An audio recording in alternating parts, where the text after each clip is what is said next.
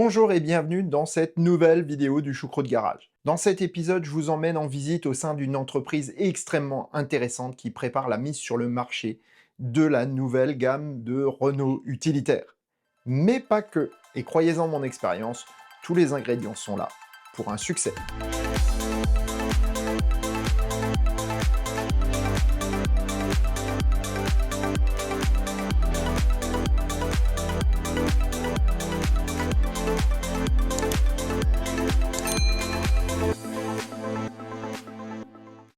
Si la voiture particulière a commencé sa mutation vers l'électrique il y a déjà plus de 10 ans, les utilitaires sont un peu restés à la traîne.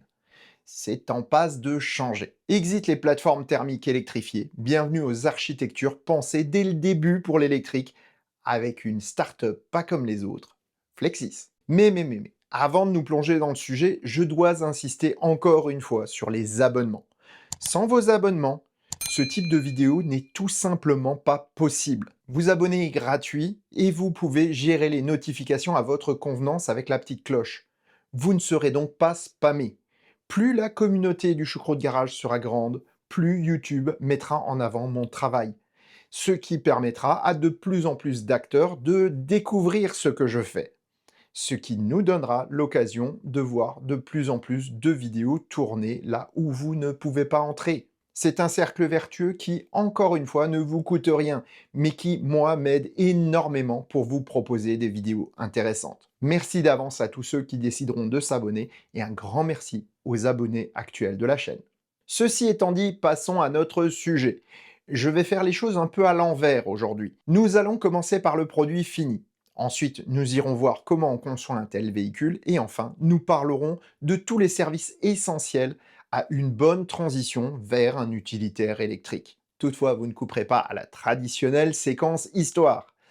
Il y a un peu plus d'un an maintenant, Renault, Volvo et CMA-CGM présentaient leur nouvelle start-up du nom de Flexis. Pour la petite histoire, mon tournage s'est fait le jour même du premier anniversaire de la start-up. On pourrait se poser la question de pourquoi détacher Flexis du reste du constructeur. Une telle structure présente plusieurs avantages, dont certains sont des atouts non négligeables pour la réussite de produits tels que les utilitaires. Premièrement, une startup c'est plus adaptable qu'une grosse structure historique. Avec plus de liberté, des équipes plus proches les unes des autres, il est plus facile d'évoluer rapidement. Design, technique, commercialisation peuvent fonctionner en synergie. Et surtout, ne demande pas de gros efforts pour changer les habitudes. Tous les services associés collent donc mieux au nouveau mode de propulsion et s'adaptent dans l'ensemble mieux à la clientèle. Deuxièmement, une structure séparée permet à plusieurs acteurs de collaborer ensemble pour augmenter l'impact des investissements. Et enfin, une startup peut innover et changer les procédures de conception pour mieux s'adapter à ce qu'on veut réaliser. Ainsi, Renault dispose d'Ampère pour l'électrification en général, mais aussi maintenant de Flexis dans le monde des utilitaires, avec pour ambition l'Europe. Bref, Flexis, comme son nom l'indique, est totalement adapté à ce nouveau marché que les autres constructeurs ne touchent que du doigt, et où Flexis a décidé de se plonger totalement. Allons maintenant voir ces véhicules si innovants.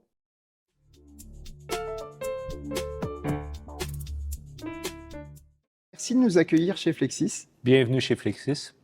Et ma foi, pourrais-tu, pour nos auditeurs, te présenter, s'il te plaît? Donc, mon nom, c'est Louis Maras. Je suis Chief Designer chez Flexis. Après avoir passé une vingtaine d'années chez Renault à dessiner des véhicules utilitaires au design. D'accord. Comment on vient de chez Renault jusque chez Flexis? En fait, Flexis est nouvellement créé. C'est une joint venture qui a été créée il y a 1 an. Donc, on fête notre première bougie aujourd'hui même. Donc, c'est un joint venture entre Renault Group et Volvo Group, avec CMA-CGM aussi, qui est venu se greffer. Donc, le projet a commencé chez Renault, le projet de ce véhicule, il y a quelques années. Donc, j'étais déjà aux manettes sur ce projet-là. Et donc, le projet a été transféré chez Flexis dès la création de la joint venture. Peux-tu nous présenter cette plateforme? On va aller se mettre de l'autre côté pour qu'on la voie. Et donc, globalement, qu'est-ce que c'est comme véhicule? Donc, ce véhicule-là va remplacer le trafic. Donc, c'est c'est un van. Dans le jargon, on dit c'est un van 1, donc la gamme Trafic. C'est une plateforme qui est une plateforme skateboard, les fameuses plateformes skateboard, où on voit en fait le pack batterie qui est en aluminium, qui fait partie de la rigidité de la plateforme. Donc, d'où son nom skateboard. Ouais. Donc, la batterie qui est bien au centre, ici. Voilà. Et donc, dans cette batterie-là, on va avoir deux technologies, LFP et NMC. OK. Donc, avec des capacités différentes pour des usages différents. Voilà. On a un moteur à l'arrière qui est positionné entre les roues, le moteur électrique. Ça, c'est nouveau, par contre. Et ça, c'est nouveau. C'est un nouveau moteur qui va être exclusivement utilisé sur cette plateforme. Donc, on a refait des trains arrière et en refaisant ici une propulsion, ça nous permet d'avoir un nouveau train avant qui nous permet plus de rotation des roues. Et donc, on va se retrouver ici avec un véhicule qui va avoir la même agilité qu'une Renault Clio. Ah, ça, c'est impressionnant. Hein. Quand on voit les gros utilitaires, comme des fois ils galèrent à manœuvrer, c'est terrible. Il y a une autre particularité que j'ai remarqué tout à l'heure, c'est que il y a un gros boîtier là. Qu'est-ce que c'est? Donc, ici, on voit l'inverteur là, qui est habituellement positionné au-dessus de la batterie, mais là, qui est dans le compartiment avant. D'où le fait que on a un plancher plat derrière, Voilà. malgré le moteur arrière, quoi. Et on est arrivé avec l'ingénierie à faire la même hauteur de plancher que le Trafic actuel. Et ça, c'est une grosse performance parce que la hauteur de plancher est un élément super important, comme les mètres cubes pour un véhicule utilitaire. D'ailleurs, en termes de mètres cubes, on a la même chose qu'un Trafic, Oui, mais avec combien de centimètres en moins? 27 cm en moins que le Trafic. Impressionnant. Donc là, on voit ici un exemple de la version courte à 4,87 m. Il va y avoir une version longue à 5,27 m. Et là-dessus, donc, va y avoir une autre structure qui peut être différente en fonction de l'usage qu'on veut en faire, mais cette structure est en elle-même déjà très rigide. Oui, très, très rigide. Donc la carrosserie va améliorer encore cette rigidité, mais la majorité vient de là, quoi. Oui, la très grande majorité. À la limite, il faut même imaginer que la carrosserie vient se boulonner en quelque part, qu'il n'y a pas besoin d'avoir de rigidité supplémentaire. On pourrait mettre un tableau de bord, on mettre un siège et puis hop, vas-y, roule, quoi. Mais bon, ça, ce serait faire fi des normes de sécurité qui en Europe sont très très compliquées. Et en l'occurrence ici, je pense que cette plateforme, elle est héritée de ces contraintes finalement. Oui, ah oui, oui. Le réglementaire en Europe est très très contraignant. Donc, mais on n'a pas le choix. Il faut absolument passer toutes ces contraintes. Vois-tu autre chose à dire de particulier sur cette plateforme? On a un porte-à-faux qu'on va voir sur les maquettes, là, qui est vraiment très, très court, qui est dicté uniquement par le choc frontal entre le point talon et la longueur ortho. Donc ça, c'est vraiment un élément essentiel du nouveau véhicule et qui va aider aussi, comme on n'a pas de porte-à-faux, à avoir une agilité de conduite qui va être aussi bonne, comme je disais, qu'une Clio. Et là, c'est génial parce que du coup, on a un véhicule plus court, mais qui protège aussi bien les passagers que les gens autour, aussi bien que les plateformes actuelles, voire mieux. Ok, c'est bien beau la technique, mais il est temps d'aller voir à quoi ressemblent les véhicules conçus autour de cette plateforme et ce qu'ils ont d'exceptionnel.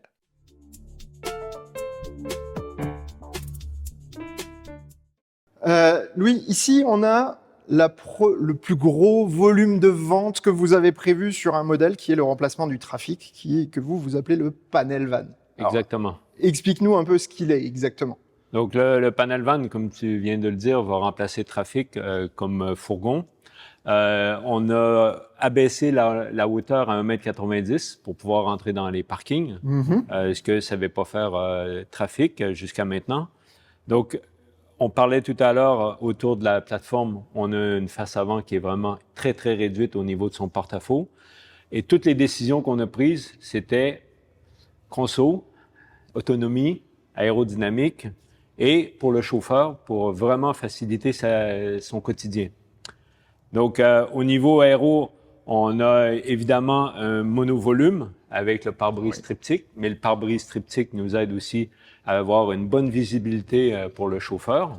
Les trois côtés, en fait, c'est ça et de l'autre côté. Donc, ça permet de pas avoir un gros Montant. montant massif. Mm.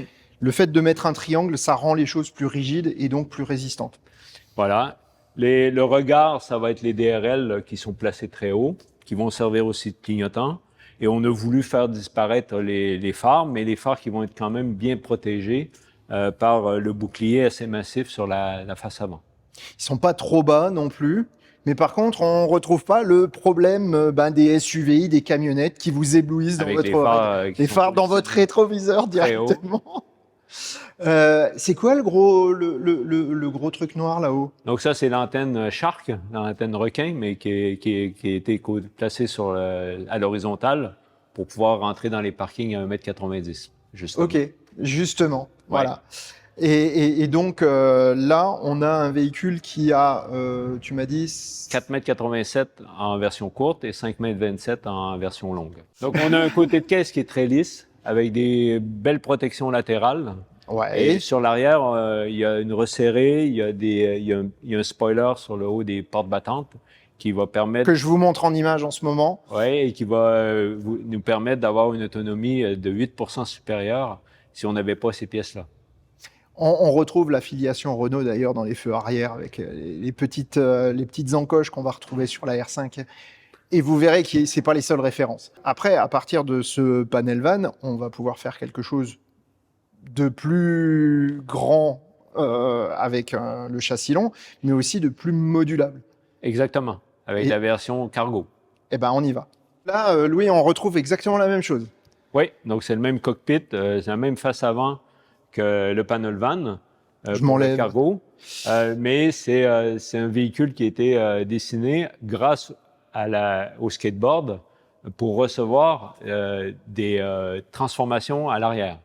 Donc, transformation, là, on peut imaginer tout ce qu'on veut parce que, comme on disait, il y a une rigidité du skateboard qui est vraiment très basse. Donc, ça va nous permettre d'avoir des boîtes qui sont de différents volumes, des frigos, des bennes. Donc, on peut imaginer toutes les transformations possibles et imaginables. Vous imaginez le paysagiste qui a juste besoin de se faufiler dans des villages avec des rues pas très larges et qui aujourd'hui est obligé de prendre un gros utilitaire parce qu'il n'y a pas de petit utilitaire avec une benne. Là, c'est génial, quoi. En plus, il y a un gros avantage en termes de charge utile. Parce que celui-là, il a... 1,5 tonne de charge utile. C'est énorme, hein, parce que plus le véhicule est gros, plus il est lourd. Donc, moins sa charge utile est importante puisqu'on est toujours limité par les 3,5 tonnes aujourd'hui. Oui, exactement, avec le permis B. Autre particularité de celui-ci?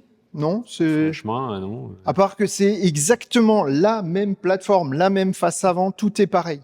Vraiment. Oui, exactement. Et le prochain qu'on va voir, il est aussi pareil, même si ça se voit pas. Voilà, donc on est maintenant devant le Step-in Van, qui est le troisième modèle qui est aujourd'hui présenté sur cette plateforme qu'on a vue tout à l'heure. Louis, dis-nous. Donc, comme tu le disais bien, c'est la même plateforme qui est en dessous. Donc, ce véhicule-là va exister uniquement dans la grande longueur, donc à 5,27 m. Il n'y aura pas de version courte.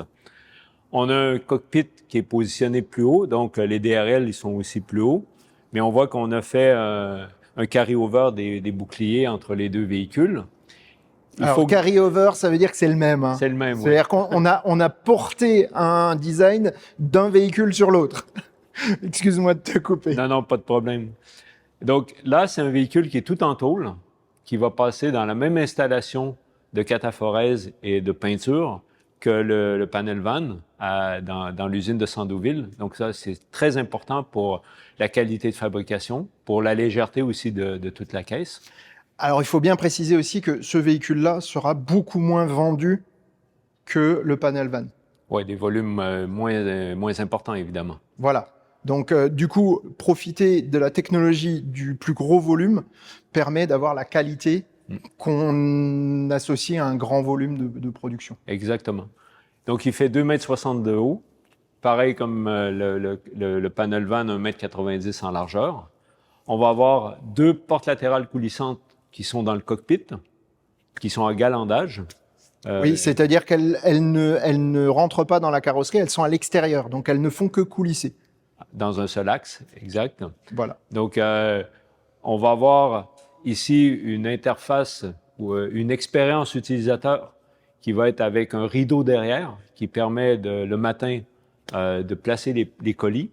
On ferme le rideau, on peut monter par la gauche, côté conducteur, mais pendant toute la tournée, on va sortir à droite, côté trottoir, donc beaucoup plus sécuritaire pour les usagers autour et surtout pour le chauffeur.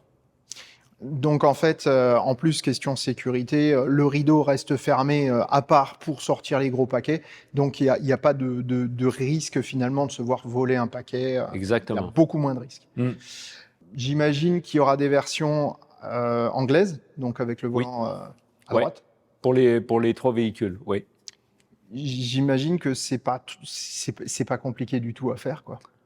Ah, Par rapport à un modèle, par rapport à une voiture thermique. oui, ça c'est vrai que ça va être un peu plus simple qu'un thermique. Parce que sur le thermique, quand on a un moteur transversal, d'un côté on a le moteur, de l'autre côté on a la boîte de vitesse. Exactement. Quand il faut passer une colonne de direction, c'est pas le même voyage, quoi. Voilà, ouais. Alors que là, il y a rien devant, en fait. Ouais, c'est vrai. Alors, tous les véhicules qu'on vous a montrés là sont des maquettes.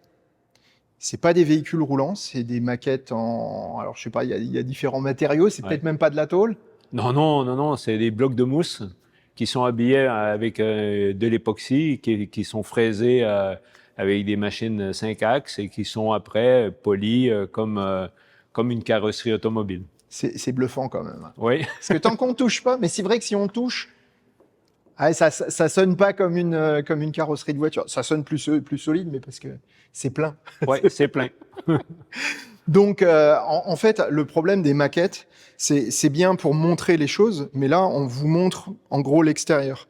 Pour vous montrer l'intérieur d'un véhicule, faire une maquette avec l'intérieur et l'extérieur, c'est problématique. Oui, c'est très cher. C'est très cher de prototyper quelque chose. Par exemple, l'estafette qu'on a vu, alors je crois que c'était, je sais plus si c'était au Salon de Paris. C'était à Hanovre en septembre dernier et à Paris en octobre dernier. Voilà, ça par contre c'est extrêmement cher à faire. Oui. Parce qu'il y a l'intérieur et l'extérieur. Celui-ci, c'est la maquette extérieure. Maintenant, on va vous montrer les maquettes intérieures.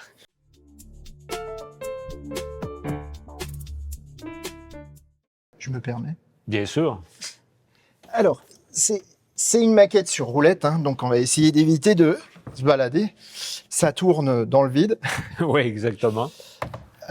Et donc, elle sert à quoi, cette maquette? Cette maquette-là nous permet de montrer à tous nos clients potentiels comment on a traité l'ergonomie du poste de conduite, comment on traite aussi les écrans, navigation, le compteur. Ça nous permet de bien expliquer les rangements, toutes les prestations qu'on a mis à l'intérieur du cockpit. Je retrouve un peu mes petits là, hein, parce que je retrouve finalement les commandes de la R5 sur le volant et sous l'écran. Par contre, l'écran, il a un format un peu particulier. Ben, c'est le même écran que Espace ou Austral, mais au lieu d'être vertical, il est posé à l'horizontale. Et il est incliné vers le conducteur pour faciliter l'accès aux commandes et à l'écran tactile. D'accord. Et donc, après, on a le même écran que... Oui, c'est un 10 pouces qui est commun chez Renault à plein de véhicules. Et l'écran du centre à 12 pouces qui est aussi commun à plein de véhicules avec tout ce qui est volant et contrôle et qui sont aussi des modules Renault. Et évidemment, on a des boutons mécaniques. Ça, c'est super important en véhicule utilitaire. Dans le Grand Nord, les chauffeurs conduisent avec des gants. Donc, on n'a pas voulu mettre tout en interface avec une interface tactile. Par contre, alors là, petit spoil, hein, les gars, il y a un bouton parking. Oui. Qu'il n'y a pas sur la R5. Oui. Ça, c'est très bien. Et il n'y a pas de bouton stop and start. Et il n'y a pas de bouton de frein à main. Non. Puisqu'il est là. Oui. Messieurs de chez Renault, vous pouvez faire la même chose? Ça serait bien. Donc, dans le tube, on va voir l'airbag pour les passagers, les 2 passagers avant. OK. Sous l'écran, on a le chargeur à induction. Et dans la console basse, on a 2 portes gobelets. C'est très important. Il y a des grands rangements dans les portes à 2 niveaux. Il y a des rangements au-dessus de la planche de bord. Donc, pour le chauffeur, c'est aussi intéressant d'avoir des rangements Ah bien ouais, là. positionnés. Ah bah pour mettre des papiers Voilà. ou des choses comme ça, quoi. Bon, faut pas mettre la glace hein, après le repas ou quand t'es au Non. McDo, tu mets ton Surtout- sundae, t'auras un sundae liquide. Surtout pas dans le sud de l'Espagne. Tu m'étonnes. Alors ça, c'est une maquette. Donc là, on a un poste de conduite qui correspond en fait au panel van et au cargo van. cargo. Exactement. Ok. Maintenant, on va aller dans la maquette intérieure la plus intéressante. Allez, c'est parti.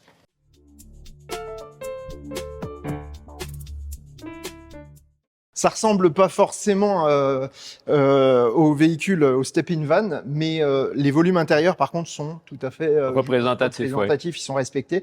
On va même retrouver un petit mock-up, on va singer l'ouverture parce que tout ce qui est important là-dedans, c'est ce qui se passe à l'intérieur, mais également les entrées-sorties. Ouais. Voilà. Donc, un vrai marchepied, super bien dimensionné, à la bonne hauteur et en profondeur, qui nous permet, avec 2 marches, de monter à l'intérieur du véhicule. Et là, vous allez voir, ici, on a la bonne forme, on a tout ce qu'il faut pour simuler en fait l'usage. Et puis, vous verrez le design sur les autres images que je vous mets là. Vous avez le vrai design tel qu'il sera quand il sera fini. Parce que celui-là, à l'extérieur, t'as les chaussures mouillées, tu finis étalé par terre. Exactement. Donc, on a un rideau avec 1,20 m de largeur. Et le passage pour la tête va être à 1,90 m dans la zone cargo jusqu'au cockpit, avec un plancher plat aussi, ce qui est super important pour éviter les blessures entre la zone cargo et le cockpit. Il y a une chose aussi que beaucoup de fabricants d'utilitaires oublient, c'est que quand on fait des livraisons, eh bien, il faut avoir une bonne lumière à l'intérieur. Oui. Parce qu'il faut lire les étiquettes. Exactement.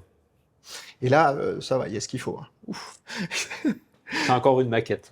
Mais oui, il va avoir le bon éclairage. Oui, autant le design, etc. Mais ce genre de petits détails, ça peut vous pourrir la vie, mais c'est incroyable. C'est vrai. Je Bon. confirme. Surtout que toi, ça fait des années que tu en conçois des utilitaires. Donc, on va aller voir un petit peu comment ça se passe devant. Parce que ça, c'est finalement le début de tournée. Le chauffeur, il va arriver, il va charger tout ça là-dedans, il va refermer son rideau. Fermé à double tour, on lui vole rien. Et donc, tout va se passer devant. Allez, on y va. C'est parti. D'habitude, c'est ma réplique, ça.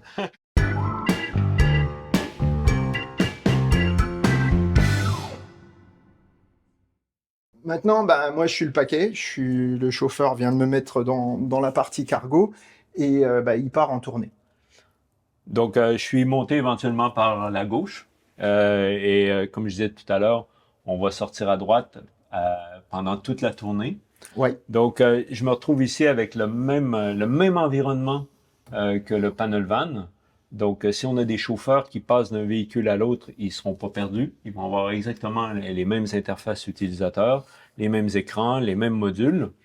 Et donc, on a un bouton ici qui s'appelle Delivery Button qu'on va pouvoir configurer en fonction des clients. Mais en gros, l'important là, c'est d'enlever de la charge mentale à nos chauffeurs. On va mettre le frein à main électrique automatiquement. On va mettre les warnings. On va avoir la porte ici, la cloison qui va s'ouvrir électriquement, parce qu'évidemment, il faut qu'elle soit fermée pendant qu'on conduit. Et on va déverrouiller la porte à droite. Simplement la déverrouiller dans un premier temps. Et donc, pour le chauffeur-livreur, il va rester uniquement à se pivoter sur le siège. Et là, je vais me lever d'un tabouret, l'équivalent d'un tabouret. Quand je fais ça 150 fois par jour, je vais l'apprécier énormément. Ah, je pense, oui, parce que imaginez Alors, il y a le petit strapontin en option. Hein, pour le formateur.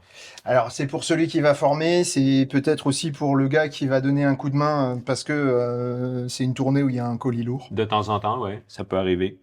Et lui, par contre, il est dans la configuration d'un siège normal. Voilà. Et donc, regardez ce que ça fait comme différence par rapport à tout à l'heure quand Louis est descendu. Quand il faut se lever, là, alors en même temps, normalement, la poignée, elle est là. Exact. Parce que la poignée de porte permet également de se tenir. Et puis, faut juste pas la déverrouiller en même temps, sinon tu te rassieds tout de suite. Donc, on va avoir un passage qui est très large, que ce soit dans la cloison ici ou dans la porte avant.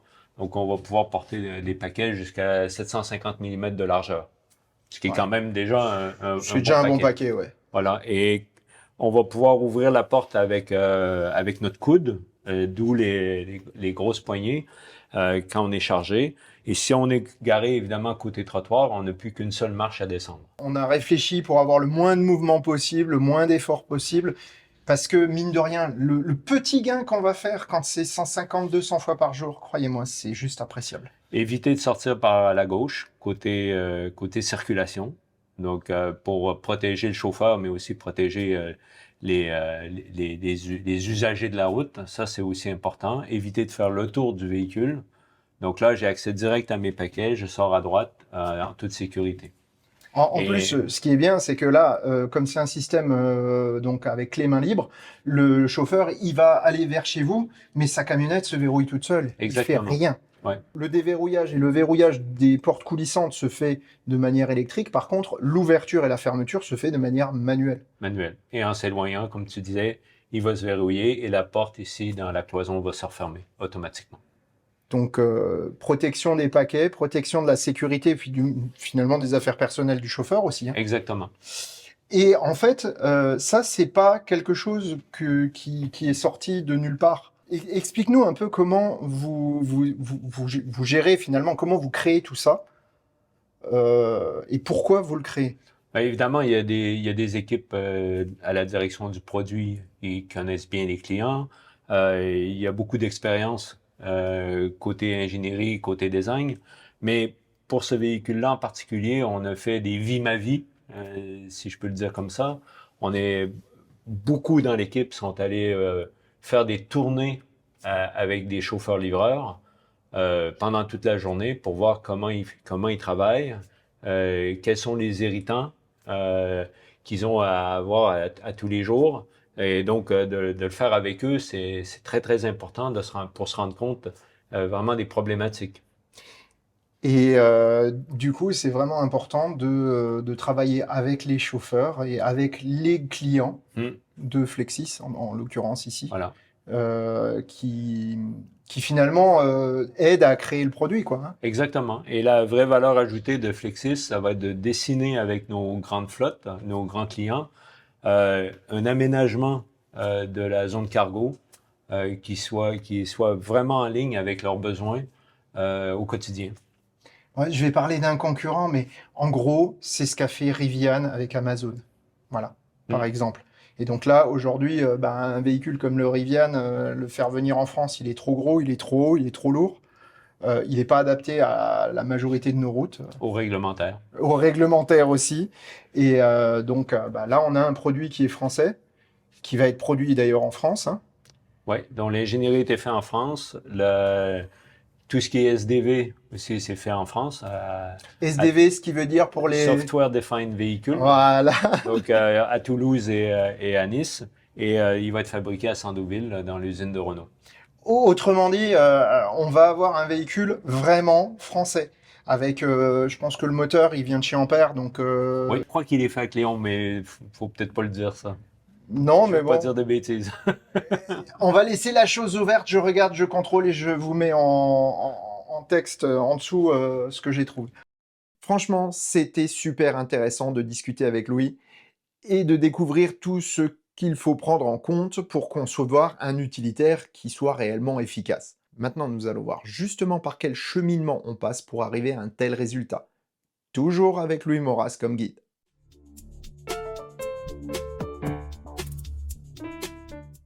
Donc là, Louis, on est devant un tableau qui finalement vous sert à la co-création, je crois, hein, Oui, qui permet aussi d'expliquer comment on travaille durant le développement du véhicule. Eh ben ça nous intéresse du coup. Alors tu peux nous expliquer quel est le process qui te permet, enfin qui vous permet chez Flexis de partir d'une idée et arriver à un produit fini. En fait, si on veut être vraiment très simple dans l'explication de ce que c'est le design, c'est on a des demandes qui arrivent de la direction du produit et on a des contraintes d'ingénierie avec les financiers qui nous donnent une certaine enveloppe. Et nous, à toutes les étapes, on va illustrer ce que c'est que ce compromis. Donc, quand on est très en amont, on va se permettre de faire uniquement des silhouettes, des trucs très, très simples, pour expliquer tout ce qu'on va devoir faire durant le développement de produits. Et après, ben, quand ça commence à se préciser, qu'on commence à avoir des codes, ben, on commence à faire des sketchs. Donc, on voit des sketchs ici, des designers qui travaillent encore à la main sur des palettes graphiques. C'est encore très manuel. Et avec ces sketchs-là, évidemment, on va faire des modèles numériques un peu plus tard. Et ces modèles numériques-là, ils vont évoluer, ils vont converger avec l'ingénierie. Et on va faire des fraisages presque hebdomadaires pour faire le suivi de la convergence avec l'ingénierie. Donc là, on a un exemple ici d'une clé qui est fraisée directement dans l'atelier maintenant et qui permet de vérifier entre la gauche et la droite les dernières évolutions qui ont été faites sur la numérisation.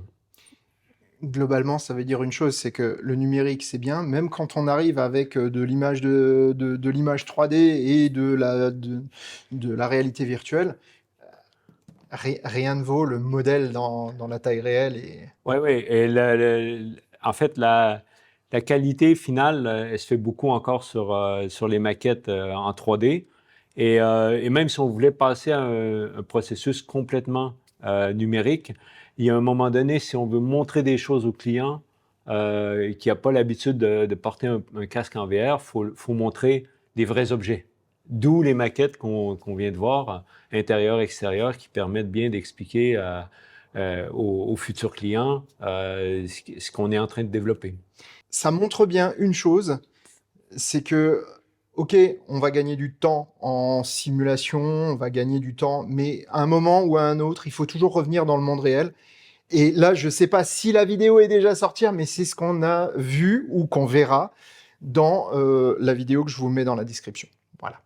Donc, où on a validé les designs au niveau du produit final cette fois-ci. En fait, on est dans le même processus qu'un processus informatique où on part d'abord, on fait des gros pixels. Oui. Puis ensuite, on les fait de plus en On plus raffine, on petits. raffine, on raffine. Voilà, jusqu'à obtenir l'image finale. C'est l'entonnoir, l'image de l'entonnoir. Exactement. Et donc là, vous avez les étapes de cet entonnoir avec la plateforme telle qu'elle a été imaginée et à la fin, la plateforme telle qu'elle est réalisée et qu'on l'a vue là. Maintenant que vous savez comment on conçoit les véhicules, il est temps de parler un peu de ce qui vient après. Les Trafic, Estafette et Goélette vont entrer en production incessamment sous peu. Et, aussi innovants qu'ils soient, ne pourront être totalement efficaces que si les clients sont correctement accompagnés. Et c'est de ça qu'on va parler maintenant.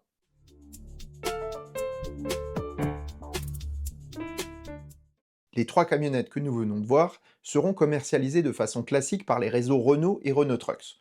En revanche, elles le seront aussi de manière directe sous la marque Flexis pour les grands comptes. Et c'est là aussi que se situe l'innovation. Lorsqu'une grande entreprise opère une flotte importante, elle ne le fait pas n'importe comment. A minima, la gestion du parc est faite par un gestionnaire de flotte, et pour les plus grandes entreprises, par tout un service dédié. Or, les entreprises n'ont bien souvent pas l'expérience des véhicules électriques, et cela peut poser des soucis ou créer des réticences. Flexis se propose donc de les préparer à la transition tout en les accompagnant, et dans certains cas, peut littéralement gérer le parc pour son client. C'est ainsi que Flexis peut former aussi bien les chauffeurs que les gestionnaires de flotte, mais aussi leur apporter des outils supplémentaires pour mieux gérer leur parc. Les véhicules de Flexis sont basés sur l'informatique comme cœur de fonctionnement.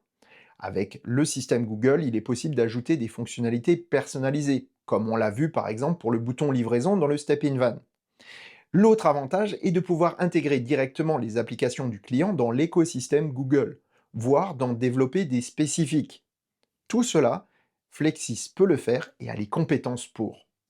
De la même manière, adapter l'environnement pour la traction électrique est important. Flexis peut ainsi gérer le parc de bornes de recharge pour qu'il soit totalement adapté à l'usage que le client veut faire de ses autos. N'allez pas imaginer qu'ils vont le faire comme ça, hop, le nouveau véhicule sort et puis on va le faire avec. Non, non.